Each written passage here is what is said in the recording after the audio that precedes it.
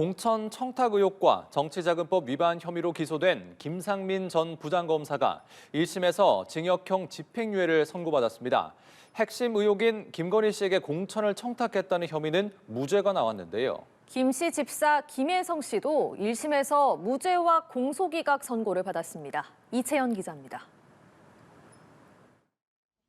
김상민 전 부장검사는 2023년 2월 김건희 씨에게 1억 4천만 원대 이우원 화백의 그림 점으로부터를 건넸다는 혐의로 재판에 넘겨졌습니다.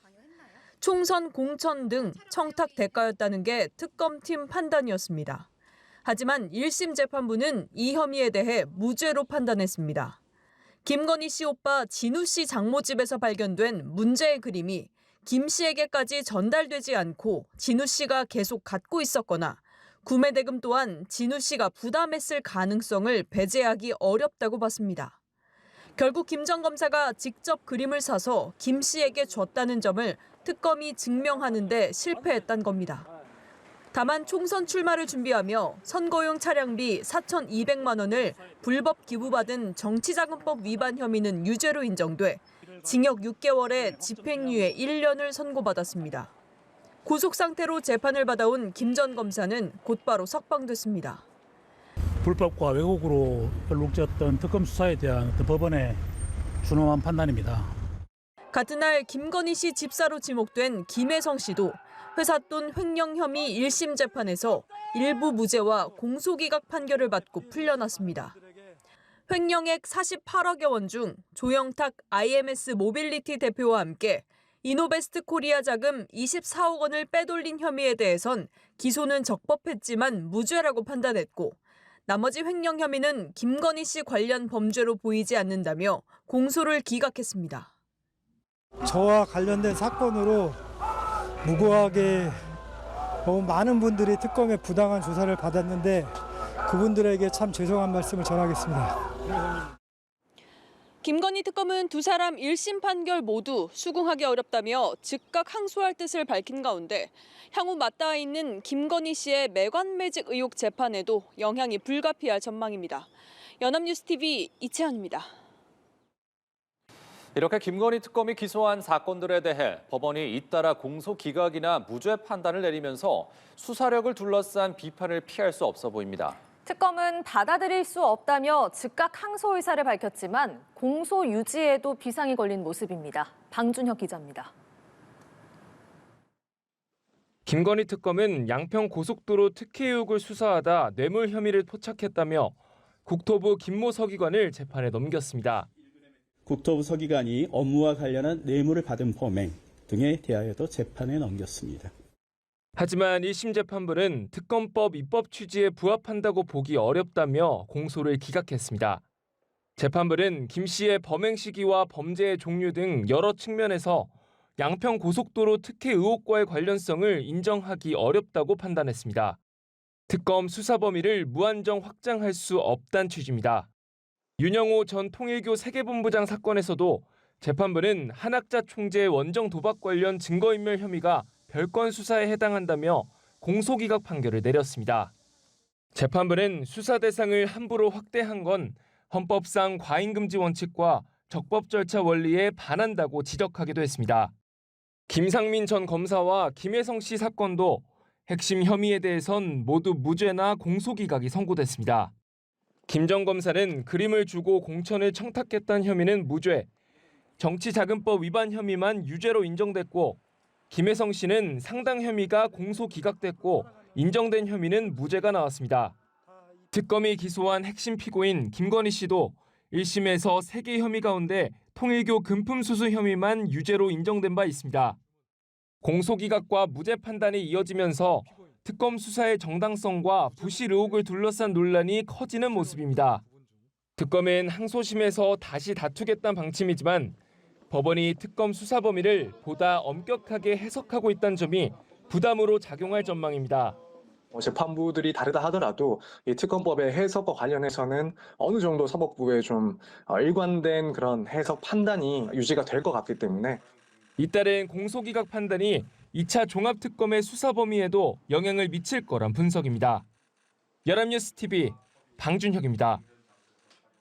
김건희 씨에게 징역 1년 8개월을 선고한 1심 판결에 대해 민중기 특검이 이틀 만에 항소장을 제출했습니다. 재판부 판단에 심각한 사실 오인과 법리 오해의 위법이 있다고 조목조목 반박했습니다. 안채원 기자입니다.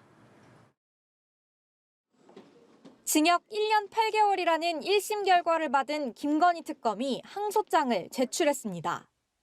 일주일의 항소 기간이 있지만 선고 이틀 만에 곧바로 항소한 겁니다.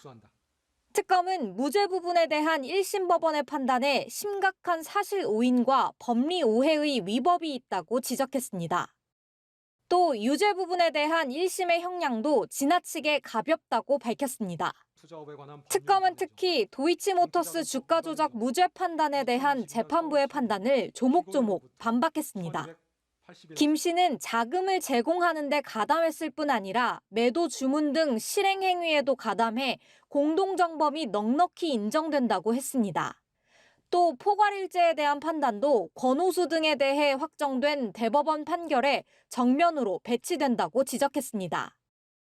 무죄가 선고된 또 다른 혐의인 정치자금법 위반에 대해서도 뇌물이나 정치자금은 음성적으로 제공되는 것이 일반적인데 계약서 작성이 필요하다는 재판부 판단은 상식에 반한다고 짚었습니다. 명시 부탁을 받은 윤석열 전 대통령이 윤상현 공천관리위원장에게 김영선 전 의원의 공천을 청탁한 사실이 인정되는 정황이 있는데도 당연한 절차인 공관위 회의를 거쳤다는 점을 무죄 이유로 든 건 역시 납득하기 어렵다는 겁니다. 실제 법조계 일각에서도 의문을 제기하는 목소리가 나옵니다. 김영선 전 의원의 공천 문제를 언급하는 윤 전 대통령과 명 씨 간 통화 내용이 이미 공개됐기 때문입니다.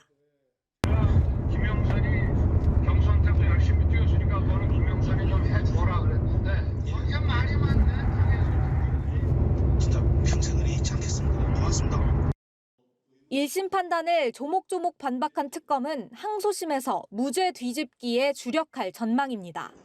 김 씨 측도 1심 유죄 부분에 대해 항소를 예고한 상황으로 그간 받지 않았다고 주장해온 그래프 목걸이에 집중할 전망입니다.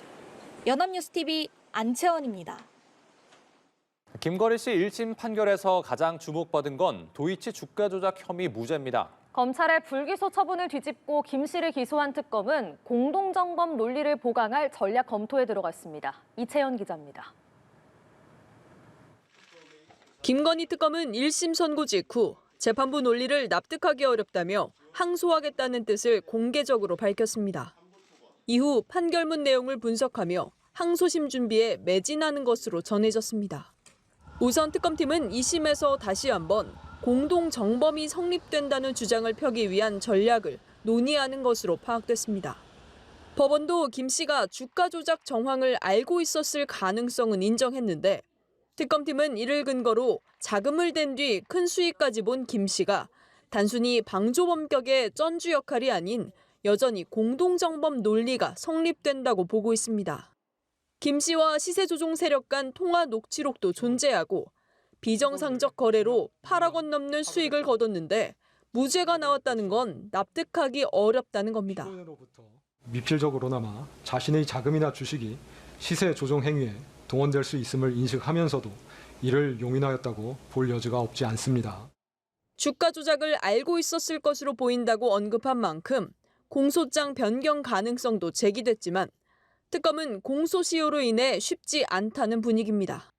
방조 혐의가 있다 하더라도 재판부가 공소시효 완성을 언급하기도 한 만큼 공소 기각 위험이 존재하기 때문입니다.